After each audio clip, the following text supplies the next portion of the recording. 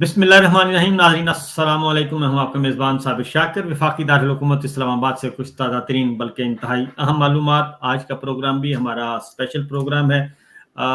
कुछ दिन पहले हमने एक तजर्बा किया था जनाब फ़खर भाई के साथ, तो वो तजर्बा कामयाब रहा है और अब हम बाकायदगी से ये किया करेंगे इंशाअल्लाह। कोशिश करेंगे हफ्ते में हम एक दिन ज़रूर आपके साथ इंटरेक्शन करें और गुफ्तगू करें, और जो इस वक्त वफाकी दारुल हुकूमत और रावलपिंडी में जो कुछ हो रहा है उसके बारे में आपको आगाह किया जाए, क्योंकि इक़्तिदार के ईवानों में आने वाले दिनों में काफ़ी एक्टिविटीज़ होती हुई नज़र आ रही हैं, इक़्तिदार की राहदारियों में भी और पावर कॉरिडोर में भी, दोनों जगहों पे। और आज जैसे कि गुज़श्ता रात हमने देखा कि पार्लियामेंट हाउस के बाहर पुलिस पहुंच गई, और ये पहली दफ़ा हुआ है कि अरकान पार्लिमान को गिरफ्तार करने के लिए पार्लियामेंट हाउस के बाहर पुलिस पहुंची।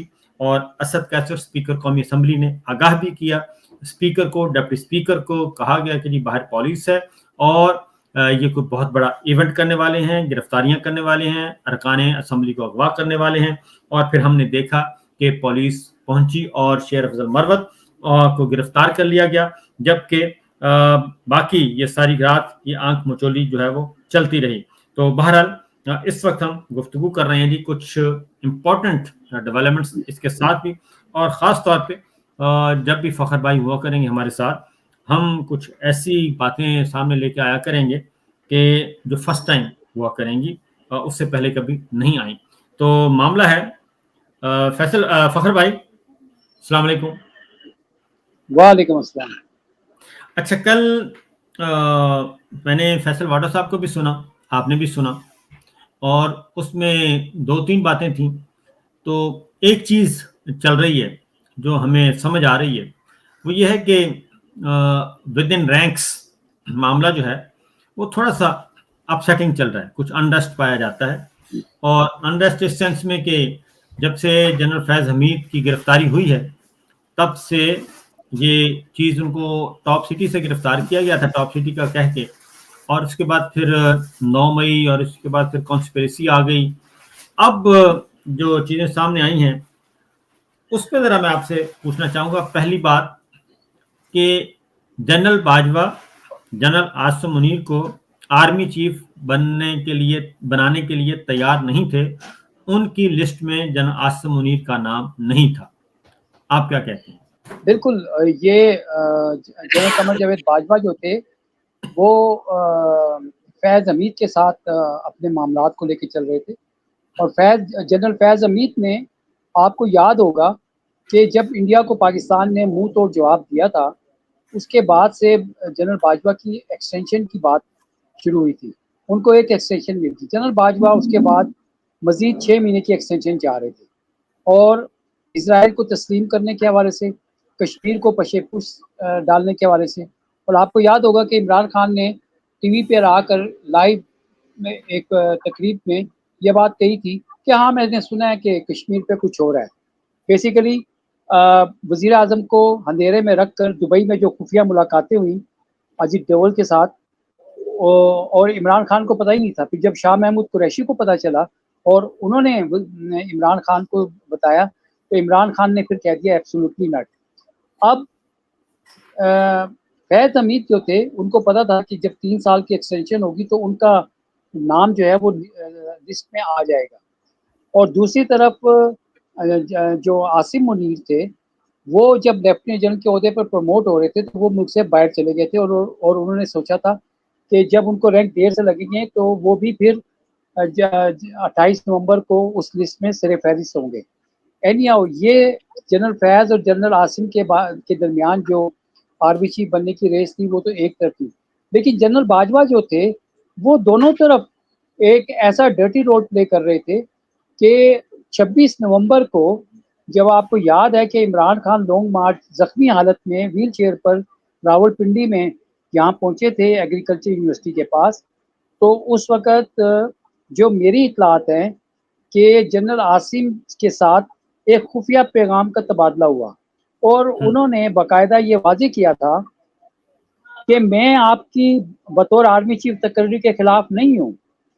और जबकि राना सनाउल्लाह जो वज़ीर दाखिला थे, उन्होंने फैज़ाबाद के ऊपर अगर ये लॉन्ग मार्च आगे जाता तो शायद कत्लो गारत का एक प्लान बनाया था, जिससे जनरल आसिम मुनीर की आर्मी चीफ बनने की राह में रुकावट आनी थी और जनरल बाजवा ने 6 महीने के लिए अपने आप को आगे एक्सटेंशन दिलवानी थी। तो ये गेम तो उस वक़्त इस तरह की थी, लेकिन वो नाकाम हो गई। तो ये बात जो थी ये उस वक़्त भी क्लियर थी। और अब जिस तरह से फैसल वाडा की आपने बात की और जिस तरह से जनरल फैज़ हमीद के बारे में वो बातें कर रहे हैं, पहले तो आप ये देखें कि फैसल वाडा जो हैं, वो एक ऐसे कैरेक्टर के तौर पर सामने आए हैं कि वो डीजीएमआई से भी मुलाकातें करते थे, वो डीजीआईएसआई से भी मुलाकातें करते थे और मीडिया के लोगों के साथ भी इंटरेक्शन करते थे। अच्छा, एक यहाँ पे अक्सर जी, एक चीज़ जो है कि देखिए उस वक़्त जनरल बाजवा जो हैं, वो एक एक्सटेंशन ले चुके थे और तीसरी एक्सटेंशन का कोई इम्कान नज़र नहीं आ रहा था। और लेकिन उन्होंने 3 जगहों पे एग्रीमेंट किए थे जनरल बाजवा ने। एक किया था शहबाज शरीफ के साथ, वो जी हाँ, मलक अहमद खां के ज़रिए किया। एक जी, जी, उनका एग्रीमेंट था नवाज़ शरीफ के साथ, वो जी हाँ, उन्होंने ख्वाजा आसिफ के ज़रिए किया और वाया उनके ससुर के ज़रिए किया, 2 एग्रीमेंट। तीसरा उनका ये ख़्याल था कि अगर इमरान खान वज़ीर-ए-आज़म रहे, तो फिर वो एक्सटेंशन इनको नहीं देंगे जनरल बाजवा को। ये तो बात कन्फर्म थी कि इमरान खान ने मज़ीद कोई एक्सटेंशन उनको नहीं देनी थी। अब वो उसके लिए उन्होंने शहबाज शरीफ साहब से जो एक्चुअल एग्रीमेंट था वो शहबाज शरीफ साहब के साथ ही था कि आपको हम प्राइम मिनिस्टर बनाएंगे मलक अहमद खान के ज़रिए और फिर मामलात को आगे बढ़ाएंगे। और नवाज़ शरीफ साहब के बारे में था कि बस उनको लॉलीपॉप देते रहेंगे। लेकिन फिर एक और काम किया गया क्योंकि इस सब काम के लिए राज़ी करने के लिए एक और काम भी ज़रूरी था, क्योंकि फ़ौज जो है बहैसियत इदारा, वो उस स्टेज पे वोट ऑफ नो कॉन्फिडेंस के खिलाफ थी और मेरी इत्तला के मुताबिक, और वो कहते थे कि इलेक्शन ईयर है, इस मौके पे हम कोई भी ऐसी गड़बड़ ना करें। लेकिन हिडन एजेंडा है वो किसी को भी मालूम नहीं था, वो सिर्फ जनरल बाजवा को मालूम था। फिर अमेरिकन्स को बताया गया, अमेरिकन्स को ये कहा गया कि जनाब ये तो इमरान खान अगर कंटिन्यू करेगा तो ये तो सारा कुछ फिर चाइना और रशिया के टोकरे में चला जाएगा और पाकिस्तान से अमेरिका के जो रूट्स हैं वो ख़त्म हो जाएंगे। तो लिहाजा उनको ये कहानी सुनाई गई। फिर वहाँ से एक साइफर आया या मंगवाया गया ताकि एक पत्र ऐसा भी होना चाहिए कि देखें जनाब अब तो बहुत प्रेशर आ गया है, अब तो इसको हटाना ही हटाना पड़ेगा और अब तो ये बाहर से भी प्रेशर आ गया है। तो ये एक इस तरीके से करके रखा गया क्योंकि एक बात तो तय थी कि जनरल बाजवा को ना ही एक्सटेंशन मिलनी थी किसी भी सूरत में और ना ही उनकी कंटिन्यूटी नज़र आ रही थी। तो इस बारे में पहले आप ज़रा करें, उसके बाद फिर आगे चलते हैं। जी बिल्कुल देखें उनकी जो कंटिन्यूटी थी बतौर आर्मी चीफ, वो तो ऑब्वियसली उनको नज़र आ रहा था कि वो मज़ीद आगे नहीं जा सकते। लेकिन उन्होंने जो कमिटमेंट्स की थी, यानी आप याद करें कि जब इमरान खान रूस के दौरे पे गए थे, तो उसके बाद जनरल बाजवा ने इस्लामाबाद में एक सेमिनार में कहा, जी। ठीक है? और फिर उसमें उन्होंने ये कहा कि जनाब मेरी इजाज़त के बगैर मुझे तो पता ही नहीं है। यानी हुँ, आप किसी मुल्क का आर्मी चीफ जो है, वो ऐसी गैर ज़िम्मेदाराना स्टेटमेंट दे सकता है, वो भी वज़ीर-ए-आज़म के हवाले से। तो हुँ, उन्होंने कुछ कमिटमेंट्स कर दी थी। आपको याद होगा, मैंने ये ट्वीट भी किया था 2021 में 14 मई को जिस दिन पूरी कौम ईद उल फितर मना रही थी, उस दिन सीआईए के डायरेक्टर जो थे, यानी अमेरिका खुफिया इदारा जो है सीआईए का, या उनके सरबराह विलियम बर्न्स जो थे वो पाकिस्तान के खुफिया दौरे पर आए और क्योंकि पूरी कौम ईद मना रही थी, उनकी अलहदगी में आर्मी चीफ से मुलाकात हुई जनरल बाजवा से और सारा मामला जो था वो तय किया गया था।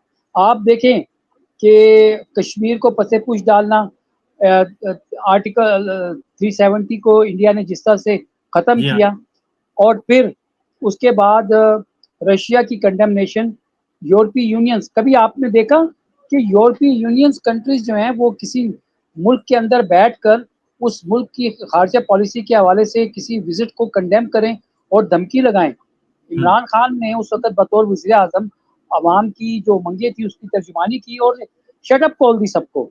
और अब पसे पर्दा आपके मुल्क का सपा सलार जो है वो पीछे से एक साजिश कर रहा है। तो ऑब्वियसली वज़ीर आज़म बंदूक लेके तो नहीं बैठा हुआ होता ना। आपको तो ये अच्छी तरह से पता है कि 9 अप्रैल की रात को इमरान खान ने सबको दिखा दिया था कि ये किस हद तक जाने के लिए तैयार है। लेकिन ये जो 6 महीने की एक्सटेंशन की जो दूसरी मर्तबा वो कोशिश कर रहे थे, ये बिल्कुल आपकी बात सही है कि शहबाज शरीफ और मलिक अहमद खान ये डिग्गी में बैठ के कौन जाता था? आपको तो पता ही है। और ये सारे मामलात उधर तय हुए थे। अच्छा हुआ भी वही है। आप देखें कि नवाज़ शरीफ को छोटे भाई ने डिच कर दिया। जी हाँ। वज़ीर आज़म के पोस्टर जो थे बड़े-बड़े नवाज़ शरीफ के छपे तमाम अखबारों में, लेकिन वज़ीर आज़म जो था वो शहबाज शरीफ बना। ठीक है? तो अब जो सूरत-ए-हाल है वो ये है कि जो जनरल बाजवा के जो सारे मामलात थे, उसमें डीजीआईएसआई फैज़ हमीद जो थे, वो अकेले कोई भी किरदार अदा नहीं कर रहे थे। वो सारा कसूर सारा आर्मी चीफ की निगरानी में था। आर्मी चीफ जो थे, वो कभी जनरल आसिम मुनीर को इमरान खान के खिलाफ कुछ कहते थे। जैसे कि आपको याद है कि जब जनरल आसिम जो थे वो डीजीआईएसआई बने थे, तो फैज़ हमीद जो थे, वो जीएचक्यू में तैनात हुए थे जी हाँ। और वहाँ से कुछ अरसे के बाद वो वापस आ गए थे। तो बुनियादी मैं तौर पर ये जो मीडिया आपको याद है कि उस वक़्त भी बेबुनियाद जो बातें आज फैसल वाडा कर रहे हैं, इसी तरह की बातें जो थी वो शाम के प्रोग्रामों में बैठकर फैलाई जाती थी, जिसका कोई बैकग्राउंड नहीं होता था, जिसमें कोई हकीकत ही नहीं होती थी, एक प्रोपेगेंडा होता था। तो एक और बात देखें ना, अगर ये लड़ाई जो है जर्नैलों की लड़ाई, कौन बनेगा आर्मी चीफ, जनरल फैज बनेंगे, जनरल बाजवा बनेंगे, ये आपस में भी एक दूसरे को डॉज करवा रहे थे। और क्योंकि अगर आप देखें एक तरीका जो होता है वो सूरत हाल इस तरीके से होती है कि पैनल जाना था, पैनल जाता होता है 3 आदमियों का, और मैं आपको रिकॉल करूंगा सारी बातें। तो जनरल फैज हमीद जो हैं, वो तो प्लेयर थे जनरल बाजवा के बहुत ही खास, नंबर 1, क्योंकि जितनी भी पोस्टिंग्स हुई वो जनरल फैज हमीद को जनरल बाजवा अपने साथ लेकर आए थे, number 1। Number 2, general Naveed Mukhtar जो थे डीजीआई, उनको उन्होंने एक्सटर्नल अफेयर्स पे लगाया हुआ था जनरल बाजवा ने, और इंटरनल पॉलिटिक्स सारी जनरल फैज साहब के जरिए वो कंट्रोल कर रहे थे। ये बात तो एक फैक्ट है। और इसी तरीके से जनरल फैज प्रमोट हुए मेजर जनरल से लेफ्टिनेंट जनरल जनरल बाजवा के ज़माने में। फिर वो डीजीसी से प्रमोट होके एडजुटेंट जनरल लगे, और एडजुटेंट जनरल जो है आपको पता है कि आर्मी में कितनी इंपॉर्टेंट पोस्ट है और कितनी अहम तरीन पोस्ट होती है। उसके बाद जी, जी, बिल्कुल। ठीक है ना जी, उसके बाद इसी तरीके से जन आसम मुनीर जो है वो साबिर यहाँ पे मैं आपको एक बात बता दूं, यही जी फैसल वाडा के कंटेक्स्ट में, क्योंकि कल फैसल वाडा ने एआरवाई पर बैठकर ये दावा किया कि जनरल फैज जो थे वो इमरान खान से बहुत ज़्यादा उनका गठजोड़ हो गया था, तो जनरल बाजवा ने इसलिए उनको वहाँ से फौरी तौर पर उनको पोस्ट आउट करने का फैसला किया और उनको कोर कमांडर पेशावर लगाया था। ये बात बिल्कुल गलत है। मैं आपको फैक्ट बताता हूँ कि जनरल फैज हमीद जो थे कोट तख्त जेल में जब नवाज शरीफ को मुर्गी के प्लेटलेट्स के ऊपर जो है ना बाहर भेजने का प्लान बना के बैठे थे, ये खबर जो थी ये मैंने दी थी और उसके बाद मुझे इसका खमियाजा भी भुगतना पड़ा था। और फिर इमरान खान ने जनरल फैज से ये पूछा था कि ये नवाज शरीफ का बाहर जाने का क्या मामला है, तो जनरल फैज ने सारी तफसीलात कोट तख्त जेल की इमरान खान को बता दी। फिर जब वो देखा कि जनरल बाजवा ने देखा कि फैज हमीद तो जो है वो उधर भी प्राइम मिनिस्टर के साथ भी है और मेरे अच्छा। साथ भी है, तो उन्होंने कहा कि फिर इनको जो है ना, यानी वजह जो थी वो ये थी कि जनरल बाजवा ने नवाज शरीफ को जिस प्लानिंग के तहत बाहर भेजने का था वो प्लान एक्सपोज हो गया था। That is what. और आपको पता है कि इमरान खान ये बात कह रहे हैं कि अभी कुछ दिन पहले भी उन्होंने कहा कि मुझे लंदन प्लान के बारे में पता था कि ये आसिम मुनीर जाके वहाँ पे जनरल आसिम मुनीर जो थे नवाज शरीफ से मिले थे। तो ये इमरान खान खुद बयान दे चुके हैं, अडियाला जेल में उन्होंने ये बयान दिया। आज तो भी उन्होंने आज जो जी हाँ, तो ये फैसल वाडा जिस तरह से कल बैठ करके एक तोते की तरह जिस तरह सबक सिखाया जाता है और वो बैठकर जिस तरह से बोलते चले जा रहे थे, कोई यानी अरशद शरीफ शहीद जो है, उनके बारे में उन्होंने ऐसी बातें की उस जो तरफ भी बिल्कुल जेब आते नहीं हैं, देती थी उनको। उसकी तरफ भी आते हैं, क्योंकि ये काफ़ी इस वक्त मौजू ज़ेर बहस है। तो पहले ज़रा ये, क्योंकि इस वक्त जनरल फैज़ चूँकि गिरफ्तार हैं, हमें बिल्कुल कोई ऐसी नहीं है जी दिलचस्पी। अगर उन्होंने कोई जुर्म किया है तो उनको सज़ा मिलनी चाहिए। लेकिन बिल्कुल। ये जो ख़ास तौर पे सज़ा मिलनी चाहिए, और सज़ा सबको मिलनी चाहिए, क्योंकि फ़ौज के अंदर जितनी अकाउंटेबिलिटी सख्त होगी, फ़ौज उतनी ही मज़बूत होगी। और ये मैंने पहली दफ़ा, आप भी मुझे ज़रा थोड़ा-सा तस्दीक कर देना, पहली दफ़ा मैंने देखा है कि आर्मी चीफ़ की अपॉइंटमेंट पे इतना गदर मचा हो। ये 2000 जो हुई है लास्ट 22 में जो हुई है अपॉइंटमेंट, ये पहला इतना गदर मैंने पहले कभी नहीं देखा कि क्योंकि ये जो आपने बताया ना जी जनरल आसिम मुनीर साहब का, ये चले गए थे छुट्टियों पे, तो जी हाँ, उनको भी, सऊदी अरब उम्रे पे हाँ, थे। हाँ जी, उनको भी फिर बुलाया गया। जनरल बाजवा को फिर किसी ने कहा, अगली बात मैं आपको बताऊँ, जनरल बाजवा को किसी ने कहा कि ये उस तरफ जा रहे हैं, क्योंकि हुँ। उनकी प्रमोशन, अगर जनरल बाजवा आसिम मुनीर को आर्मी चीफ बनाना चाहते, तो उन्होंने फिर उनकी प्रमोशन करनी थी उसी अकॉर्डिंगली कि वो उस पैनल में आ जाएँ नवंबर 22 में, ठीक है ना? उनकी जी हाँ। प्रमोशन उन्होंने पहले की, और पहले करके उन्होंने कहा जी ये सारे का सारी लॉट है, ये अक्टूबर में निकल जाएगी, ठीक है ना? अक्टूबर में जी हाँ, ये बिल्कुल। रिटायर, अक्टूबर 22 में रिटायर हो जाएगी, और आगे फिर उनके सारे नॉमिनी आगे आ जाएँगे। एआई, बीआई या सीआई, तीनों में से वो कहेंगे कि जी एक मेरा आर्मी चीफ आ गया और एक मेरा आ गया चेयरमैन, वरना फिर मेरी हो जाएगी। अब इसमें जब जनरल आसिम मुनीर साहब का के बारे में उनको पता चला कि ये तो उस तरफ जा रहे हैं, उनको फिर बुलाया गया कि आपने हर सूरत में आके ये जॉइन करना है। वो बड़ी मुश्किल हाँ, से, देखिए ये मैं आपको बताता हूँ कि आपको ये बात ज़हन में बिल्कुल रखनी चाहिए जब भी हम किसी चीज़ का तज़िया करें कि general Asim Munir DG military intelligence भी रह चुके हैं, बिल्कुल, ठीक है? तो फिर उसके बाद वो डीजी आईएसआई भी रह चुके हैं। यानी बिल्कुल। कि डीजीएमआई, डीजी आईएसआई और फिर आर्मी चीफ, ये एक ऐसी क्वालिफ़िकेशन है और उनको सारा कुछ पता था। पनामा के हवाले से जो कुछ भी था, वो वॉल्यूम 10 जो थी, ये सब की सब तहकीकात जो थी, ये उन्होंने की हुई थी। ऐसा नहीं है। लेकिन मैं आपको ये बताऊँ कि जब लेफ्टिनेंट जनरल के ओहदे पर उन्होंने रैंक प्रमोट होना था, वो सऊदी अरब चले गए और वहाँ से उन्होंने छुट्टी अपनी एक्सटेंड कराई और वो यूके चले गए कि उनकी वाइफ की तबीयत ख़राब है। मकसद क्या था?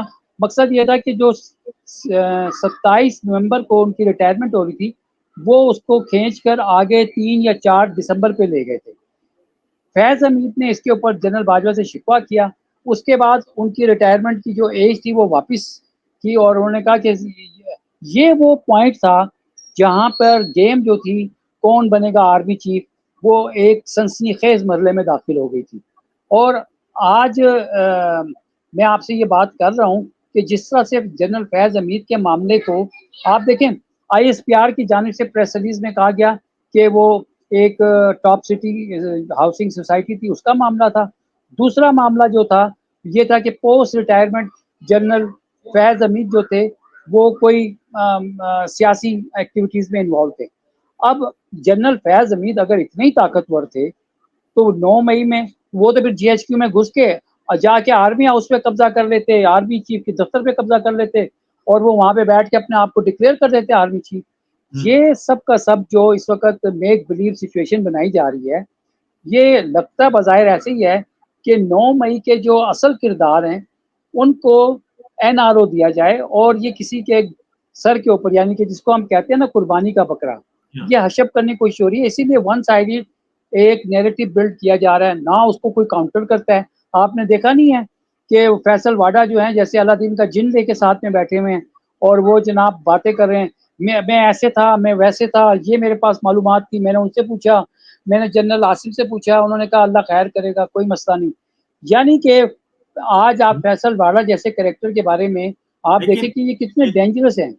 एक और बात भी कि ये जब नवाज शरीफ चले गए प्लेटलेट्स गिरने के बाद शाही तैयारे पे बैठ के, तो उसके बाद जो सबसे ज्यादा वोकल थे और जो सबसे ज्यादा शोर मचा रहे थे उस वक्त फैसल वाडा थे, उस वक्त फेडरल मिनिस्टर। उन्होंने कहा जी जी कि हाँ। ये नवाज शरीफ तो चले गए हैं, अब मरियम को नहीं हम जाने देंगे। और मरियम, क्योंकि पूरा एग्रीमेंट तो यही था ना, और जहां से जनरल फैज की और इनकी लड़ाई शुरू हुई है, जनरल फैज की और शरीफ फैमिली की, क्योंकि असल मामला हुआ ये कि जब इमरान खान को पता चला कि ये प्लेटलेट्स वाला सारा एक डिज़ाइन किया गया है, और जो आपकी ट्वीट भी थी, और आपकी ट्वीट जब उनके पास पहुंची, इमरान खान साहब के पास, और इमरान खान साहब ने फिर जनरल फैज को बुलाया और पूछा ये क्या कहानी है, तो उन्होंने बता दिया, और उन्होंने जनरल बाजवा को भी जाके बता दिया कि जनाब मुझसे ये पूछा और मैंने भी ऐसा कर दिया है। ये सारी बातें उधर भी हो गई। तो सवाल ये पैदा होता है कि ये अभी अभी क्योंकि जनरल फैज को क्यों टारगेट किया जा रहा है अगेन, और उसमें ये था कि जनरल फैज उस मुआहदे को पूरा नहीं कर सके, उस मुआहदे को पूरा नहीं कर सके कि मरियम को भी बाहर भेजना था। और बाजवा ने कहा कि जी जनाब ये जनरल फैज की वजह से हो रहा है, मैं तो तैयार हूं, मैं तो उस मुआहदे को पूरा करना चाहता हूं, लेकिन जनरल फैज नहीं होने दे रहे। जबकि असलन मामला था, इमरान खान साहब ने एब्सोल्युटली नॉट उस वक्त बोल दिया था कि एक मोमन एक सुराख से दो बार नहीं डसा जाता।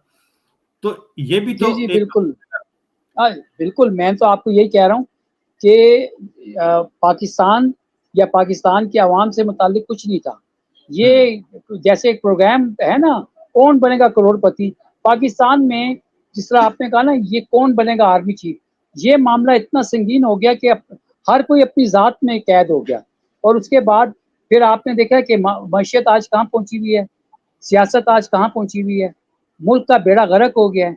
दुनिया का कोई मुल्क जो है वो आपको पैसे देने के लिए तैयार नहीं है। रोज़ाना आप बैठ करके ऐसे झूठी खबरें फैलाते हैं। आज आईएमएफ के एग्जीक्यूटिव बोर्ड का तीसरा हैट्रिक हो गई है। पाकिस्तान एजेंडे पे नहीं था। भूटान जैसा मुल्क तो था, लेकिन पाकिस्तान नहीं था। क्यों नहीं है? उसकी वजह ये है कि 7 अरब डॉलर लेने के लिए 5 अरब डॉलर आपको मजीद कर्जा चाहिए, और वो वजीर खजाना जो हैं वो गायब हैं सीन से। वो इसाक डार जो हैं, मुझे लगता है वो फरार हो गए हैं, क्योंकि आपको याद है वो पहले भी सरकारी त्यारे में बैठ के फरार हो गए थे। और वो लंदन में क्या कर रहे हैं, ठीक है। और लास्ट टाइम जब मैंने आपके साथ प्रोग्राम किया था, आपने कहा था कि आर्मी चीफ को ब्लैकमेल किया जा रहा है, ठीक है।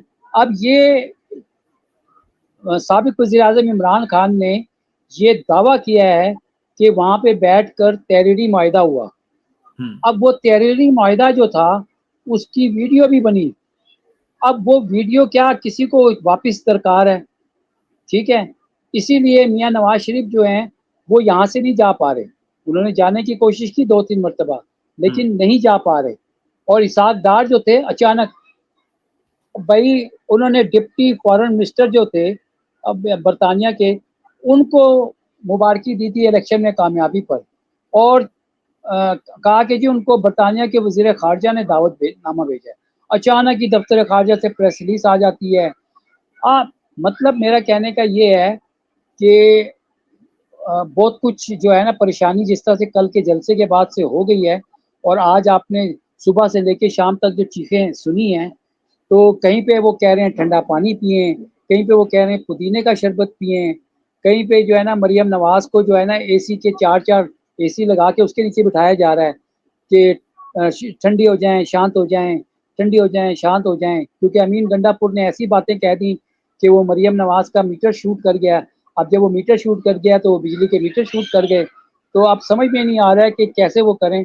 और इसके ऊपर उस्मा बुखारी ने आकर जनाब ऐसी प्रेस कॉन्फ्रेंस की कि कभी वो कहती हैं तहजीब के दायरे में रहकर बात करनी चाहिए, फिर उसके बाद वो खुद ही अमीन गंडापुर को गालियां देनी शुरू हो गई। अब समझ में नहीं आ रही थी कि बद तहजीबी और तहजीबी में फिर फ़र्क क्या रह गया। और आपको ये तो पता ही है कि मरियम नवाज की सियासत का तो लेवल ये आ गया है कि वो चौथी जमात के बच्चों को जाकर दूध के डब्बे दे रही हैं और उनको कह रही है मैं आपके लिए दिन रात सोचती हूँ। ये बात है। सूरत हाल ये है कि कल के जलसे ने एक इत्तला ये भी है, क्योंकि आज इमरान खान साहब ने एक बात की है।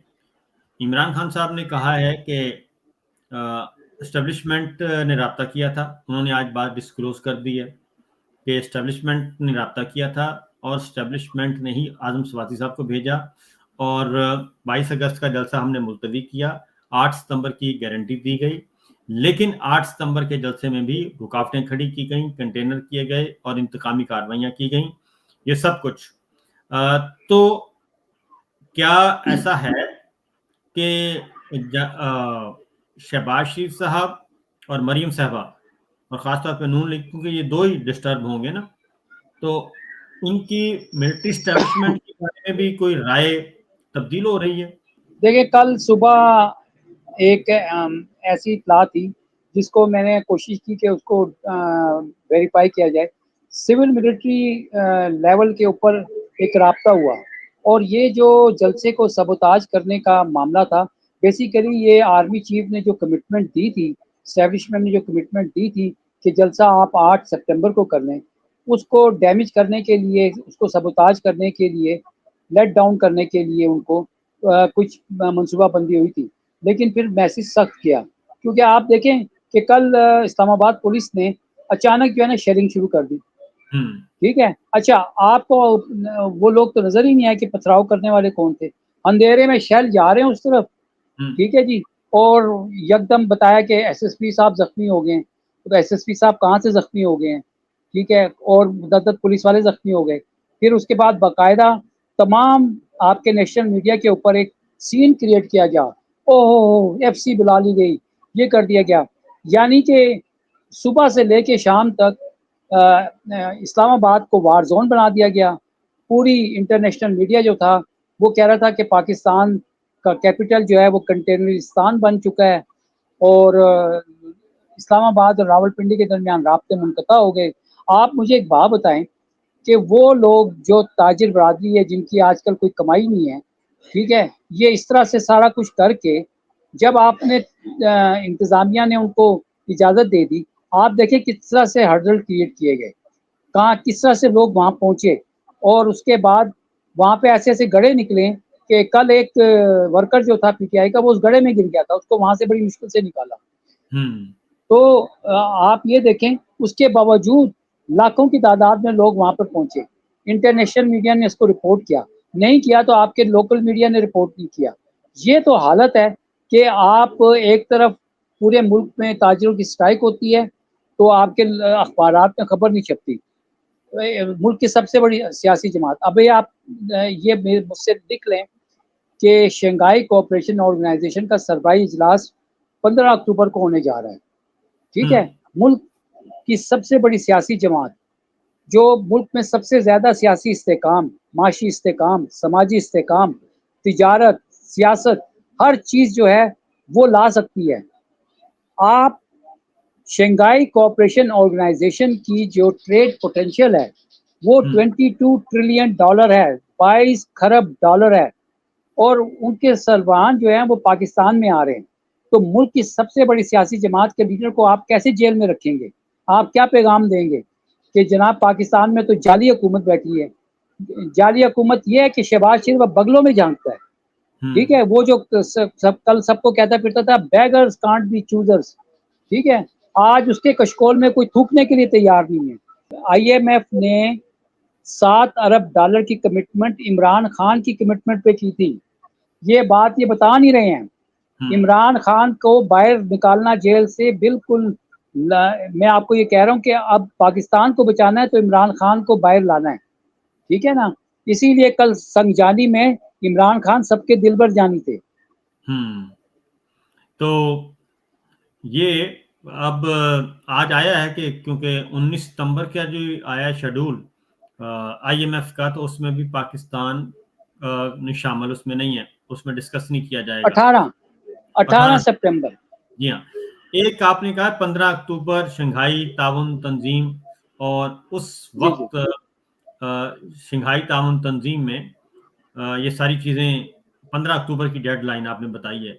तो इसका मतलब है कि 15 अक्टूबर से पहले पहले इमरान खान जो हैं उनकी रिहाई मुमकिन है, क्योंकि अब टेक्निकली कानूनी तौर पे, आईनी तौर पे उनमें मुकदमा तो कोई नहीं है।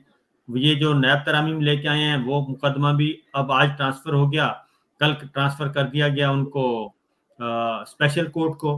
तो स्पेशल कोर्ट को कर दिया गया, तो ये गिरफ्तार कैसे रख सकते हैं इमरान खान को? 1 साल पहले इन्होंने गिरफ्तार रखा है उस मुकदमे में जो अभी तक ट्रायल हो रहा है जिसका। अच्छा साबिर शाकिर, आप ये देखें कि जब किसी पार्टी को 2/3 मैंडेट मिल जाता है तो उसको हम नेशनल मैंडेट कहते हैं। नेशनल मैंडेट का मतलब है 25 करोड़ आवाम की नुमाइंदगी। यानी पाकिस्तान में एक वैसे तो शंघाई का जो फोरम है, शंघाई तंजीम बराए ताउन, वो इंसदाद दहशतगर्दी के हवाले से है। लेकिन अब बाकी जो मामलात हैं वो भी उससे जुड़े हैं। अफगानिस्तान में अमन, रूस चीन के ताल्लुकात स्ट्रेटेजिक नौयत के, इसी तरह से ऑयल और गैस के मंसूबे, ये सारी चीज़ें जो हैं वो जुड़ी हुई हैं। और सी पैक का यानी 25 अरब डॉलर की चाइना इन्वेस्टमेंट कर चुका है। मजीद उन्होंने 50 और 60 अरब डॉलर की इन्वेस्टमेंट करनी है।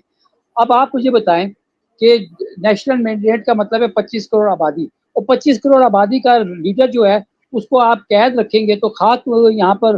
मुझे आप देखें ना, क्यों चीन के सदर जो हैं वो नहीं आ रहे, क्यों वो वजीर आजम को भेज रहे हैं अपने, आप इसी चीज़ से अंदाज़ा लगा लें। और सदर व्लादिमीर पुतिन जो हैं, मुझे याद पड़ता है कि 2005 या 6 में मैंने ये खबर दी थी उनके आने की, और मैं उस वक़्त आज टीवी में था, आज टीवी नया-नया शुरू हुआ था। आपको मैं बताऊँ, ये बात आज तक सामने नहीं आई। और उनका दौरा आपको पता है क्यों मनसूख हुआ था? जी। उनकी जो सिक्योरिटी टीम आई थी, उन्होंने पाकिस्तान इस्लामाबाद में सिक्योरिटी की सूरत हाल को अदम इत्मीनान करार दिया था। क्यों? कि उनके पास इतलात थी कि शायद CIA प्रॉक्सीज़ के ज़रिए से सदर पुतिन को जो है ना, उनके ऊपर कातलाना हमला कर सकती हैं। इस वजह से वो नहीं आए थे।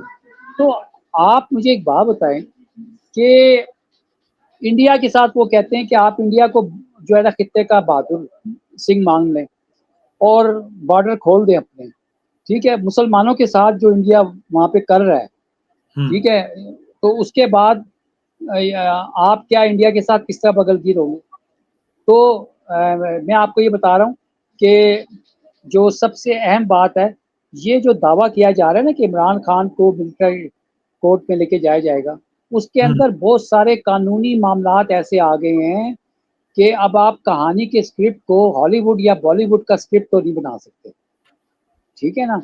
उसमें तो आप फ़िक्शन पे मबनी बहुत कुछ कर सकते हैं। ये तो हकीकत है, क्योंकि मिलिट्री कोर्ट से देखिए मैं आपको बताऊँ, फैज़ हमीद को मिलिट्री कोर्ट से सज़ा होगी, तो वो 40 दिन के अंदर आर्मी चीफ को अपील कर सकते हैं। आर्मी चीफ से अगर उनकी अपील मुस्तरद होगी, तो फिर वो हाई कोर्ट में जाएँगे। हाई कोर्ट से वो जाएँगे सुप्रीम कोर्ट में।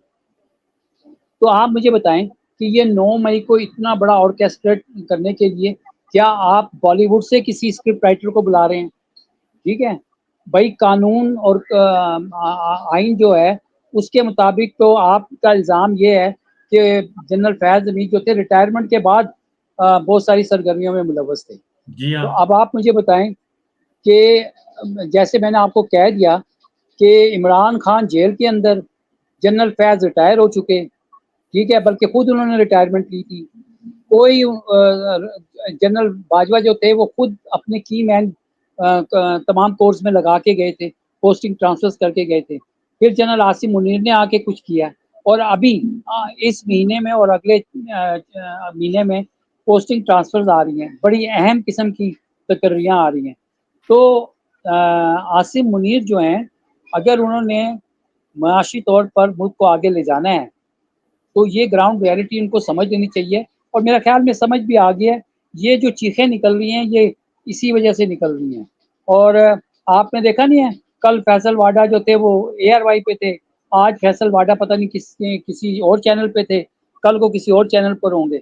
वजह ये है कि उनको जो फीड किया जाता है वो आके बोल देते हैं, चैलेंज करने वाला कोई है नहीं है। और ये वैसे चीज़ें भी नेशनल मीडिया की 70% तो व्यूवरशिप खत्म हो चुकी है, लोग देखते ही नहीं, इसलिए कि पूरा नेशनल मीडिया झूठ बोल रहा है। तो ये सारी चीज़ें जो हैं, ये खैर डाइवर्जन तो नहीं हो सकेगी, क्योंकि हम किसी दिन बल्कि अगला प्रोग्राम हम इसी पे करेंगे, फुल इसी पे फोकस करेंगे। आप भी ज़रा ज़हन में रखिएगा कि आर्मी चीफ की अपॉइंटमेंट लम्हा बलम्हा रिपोर्ट हम पेश करेंगे। आज से पीछे चले जाएंगे, जैसे सुप्रीम कोर्ट घड़ियां पीछे लेके गई थी ना, तो जी हाँ। हम सारे इवेंट्स रखेंगे सामने कि किस तरीके से जनरल बाजवा जो हैं वो ये फील्ड सेट कर रहे थे अपने लिए, लेकिन बदकिस्मती से कि खुशकिस्मती कहें, उनकी बदकिस्मती और खुशकिस्मती, लेकिन अल्टीमेट तो यही हुआ कि पाकिस्तान का जो सत्यानाश हो गया इस सारे मामले में, और पाकिस्तान की इकोनॉमी का, सहाफत का, सियासत का, अदालत का, हर चीज़, मईशत का सत्यानाश हो गया, सिर्फ उनकी इस सारी प्लानिंग की वजह से। जो कुछ वो करना जो उन्होंने की थी, और जो फिर आगे भी मामला आगे नहीं बढ़ सका, इस पे हम इंशाल्लाह ज़रूर प्रोग्राम करेंगे। तो अब हम, मेरा ख्याल है कि प्रोग्राम करते हैं ख़त्म, क्योंकि हमारा हो गया बस एक ईद। आखिरी बात मैं करूँगा हाँ जी। कि जो अरशद शरीफ के हवाले से कल फैसल वाडा साहब ने बातें की हैं, जी, जी। उनको वो नहीं करनी चाहिए थी। और दूसरी बात, अगर वो अरशद शरीफ के इतनी खैर ख्वाह थे ना, तो मुझे बताएँ ना कि उन्होंने कितनी पिटीशनें दायर की अदालतों में, कितने दफ़ा वो जो है ना सुप्रीम कोर्ट में गए। और ये कहना कि जनाब मुराद सईद की तरफ मोड़ दिया जाए मामला, जनरल फैज़ की तरफ मोड़ दिया जाए, कोई यानी कि अरशद शरीफ शहीद जो हैं वो आज ज़िंदा नहीं है, और उनके हवाले से इस तरह से बैठकर बयानात देना, ये बिल्कुल इंतहाई काबिल मेरा मज़म्मत ख्याल है बात है। और मेरा ख्याल है कि ये कल की मैंने भी गुफ्तगू सुनी है, इंतहाई गैर ज़िम्मेदारी उसमें थी, इंतहाई गैर ज़िम्मेदारी थी। और मैं ये फैसल वाडा से कहूँगा कि उन्हें चाहिए कि वो जाएँ और जाकर वो जॉइन करें एफएफटी पे। एफएफटी ने उनको बुलाया था, फैक्ट फाइंडिंग टीम ने, वहाँ पे जी, वो अपेयर नहीं हुए थे। उसके बाद एसटीआईटी बनी हुई है, स्पेशल जॉइंट इन्वेस्टिगेशन टीम, वहाँ पे भी अभी अपेयर नहीं हुए। तो मेरा अपना ख्याल है कि वो जाएं वहाँ पे, और दूसरा, अगर उनके पास इंफॉर्मेशन हैं तो वो शेयर करें, ना कि इस तरीके से इस केस को ख़राब करें। और मेरा अपना ख्याल ये है कि ये केस इतनी आसानी से ख़राब होने वाला है नहीं।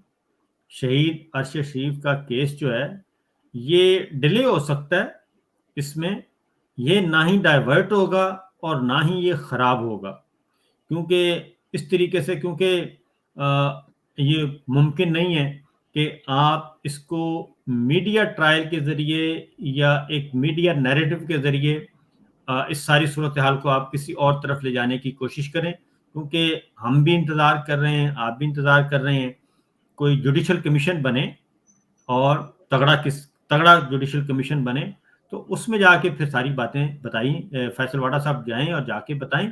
बिल्कुल। अरशद शरीफ शहीद की वालदा ने जिन लोगों के नाम सुप्रीम कोर्ट में दिए थे और जिनके बारे में अरशद शरीफ उनको बता के गया है, वही उसको हम डाइंग डिक्लेरेशन कहते हैं कानूनी ज़बान में।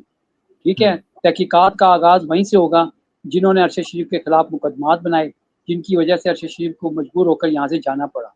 वो तहकीकात जब शुरू होंगी, तो उसका खुला जो है ना वो आपको जाके कीनिया में एंड पे मिलेगा। यहाँ उल्टा ही सारा क्यों हुआ, कीनिया में तहकीकात करके बैठ गए, वो बंदा यहाँ से क्यों गया, वो उसके बारे में कोई कर ही नहीं सकता, ना कोई पूछ सकता है। लेकिन यसूफ, एनी हाउ, अल्लाह ताला उसके दर्जात बुलंद करे, और आमीन। इंशाल्लाह इंसाफ होगा एक दिन, ज़रूर हकीकत सामने आएगी। बिल्कुल होगा, क्योंकि जो एफआईआर जो दर्ज हुई, उन एफआईआर में मैं और वो इकट्ठे नॉमिनेट थे, जी हाँ। और सिंध में और बलूचिस्तान में। तो ये मई 22 में ये एफआईआर हो गई थी। तो इसलिए इस केस को, मेरा ख्याल है कि मैं सबसे कहूँगा, सिर्फ फैसल वाडा से नहीं, बल्कि अगर किसी के पास हैं तो वो प्रॉपर फोरम पे जाएं और जाके वहाँ पे ये सारे काम करें। मैं तो साबिर शाकिर ये दुआ करूँगा कि पाकिस्तान की इंटेलिजेंस एजेंसी के जो लोग हैं ना, अल्लाह ताला इनके लिए कोई और जगह बनाए, वरना ये यौम हशर के दिन भी जो है ना इस तरह की झूठी एफआईआर लगवा के लोगों को दोज़ख में भिजवा देंगे। चलें, अल्लाह ताला से दुआ है जी कि अल्लाह ताला करम करे और प्रोग्राम का वक्त खत्म हुआ ना जनाब, इंशाल्लाह अगले प्रोग्राम में फिर हाजिर होंगे। इजाजत दीजिए, अल्लाह हाफिज।